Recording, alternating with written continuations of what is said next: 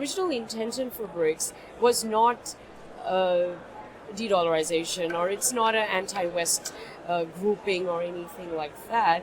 It was just the top 5 emerging economies in the world and them working together, increasing trade and all that.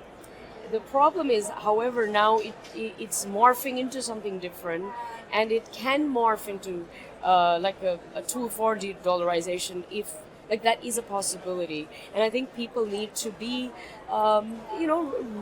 real, pragmatic, have an honest conversation, and also...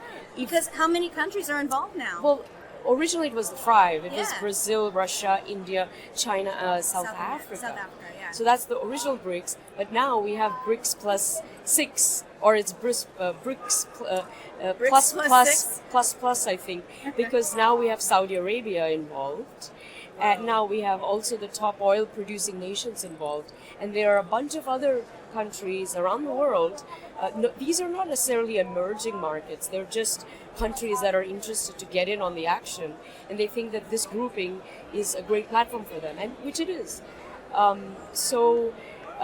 Saudi Arabia did something very interesting very recently. If you've been watching the news, they stopped their 80-year petrodollar deal that they had with the West. Saw about that. And the deal was that they would trade in US dollars. So they would sell their oil in US dollars. That significantly helps the US and helps the dollar stay in at the top because of the volumes of oil that's been purchased by these top oil. Everybody gets their oil from there.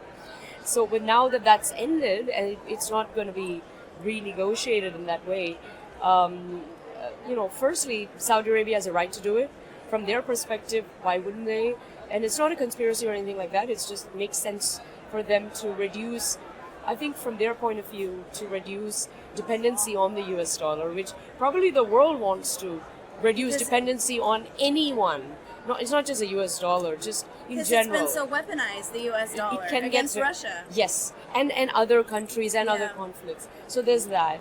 And then also, I think they're also wanting to promote multi-currency approach. So they want ruble to real to rupee trade. And again, why wouldn't you? And the original BRICS philosophy was exactly that. These countries will trade in their currencies. And I mean, India does a lot of oil trade it buys a lot of oil from Russia, then it resells it to the rest of the world.